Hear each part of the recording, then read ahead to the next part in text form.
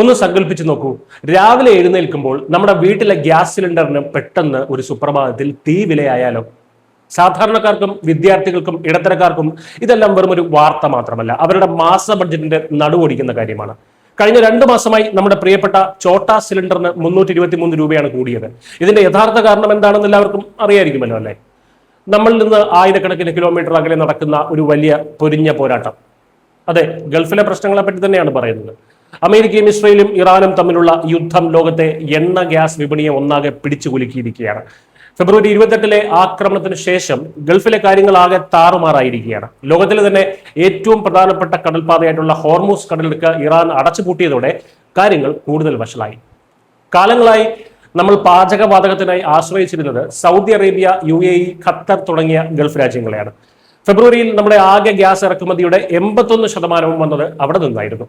എന്നാൽ യുദ്ധം വന്നതോടെ അത് വെറും 16% കൂപ്പുകുത്തി. മുൻപൊക്കെ ആയിരുന്നെങ്കിൽ ഗൾഫിൽ നിന്നുള്ള വരവ് നിന്നാൽ നമ്മുടെ അടുക്കളകളിൽ തീ പുകയില്ലായിരുന്നു, നമ്മൾ വലിയ പ്രതിസന്ധിയിലായേനെ.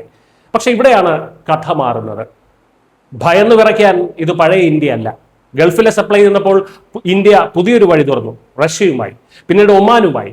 അവിടെയാണ് അമേരിക്ക ഇപ്പോൾ അവസരം മുതലെടുക്കുന്നത്. കണക്കുകൾ കേട്ടാൽ നിങ്ങൾ ഞെട്ടും. വെറും 14% മാത്രം നമുക്ക് ഗ്യാസ് തന്നിരുന്ന അമേരിക്ക ഏതാനും മാസങ്ങൾക്കുള്ളിൽ അവരുടെ വിഹിതം 55% ഉയർത്തി. അതായത് ഇന്ത്യയുടെ ഏറ്റവും വലിയ LPG സപ്ലയറായി അമേരിക്ക മാറുകയാണ്. അതെ, അക്ഷരാർത്ഥത്തിൽ അമേരിക്കൻ കപ്പലുകൾ വലിയ അളവിൽ ഗ്യാസുമായി ഇങ്ങോട്ട് വരികയാണ്. അമേരിക്ക ഇതൊന്നും ഒരു ദാനധർമ്മമായി ചെയ്യുന്നതല്ല. വളർന്നു വരുന്ന ഇന്ത്യയുമായി കൂടുതൽ അടുക്കാനും ബിസിനസ് പിടിക്കാനുമുള്ള ഒരു സുവർണാവസരമായിട്ടാണ് അവർ ഇതിനെ കാണുന്നത്. എന്നാൽ ഇതിലെ യഥാർത്ഥ വിജയി ആരാണ്? അത് നമ്മളാണ്. ഒരു വശത്ത് അമേരിക്കയിൽ നിന്ന് നമ്മൾ കൃത്യമായിട്ടുള്ള ഗ്യാസ് വാങ്ങുന്നു, മറുവശത്ത് ഉപരോധങ്ങളെല്ലാം കാറ്റിൽ പറത്തി അമേരിക്കയുടെ ശത്രുവായിട്ടുള്ള നമ്മുടെ പഴയ കൂട്ടുകാരനായിട്ടുള്ള റഷ്യയിൽ നിന്ന് ഇപ്പോഴും കുറഞ്ഞ വിലയ്ക്കും എണ്ണ വാങ്ങുന്നു.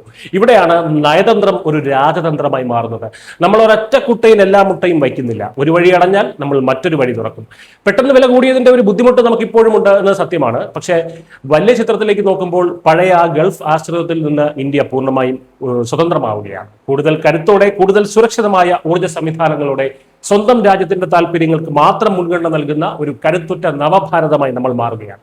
ലോകം മാറുകയാണ്. ആ മാറ്റത്തിനൊപ്പം അമേരിക്കൻ കപ്പലുകൾ നമ്മുടെ തീരത്തേക്ക് വരികയാണ്. ഇന്ത്യ പുതിയ ചരിത്രം രചിക്കുകയാണ്. News desk Kerala.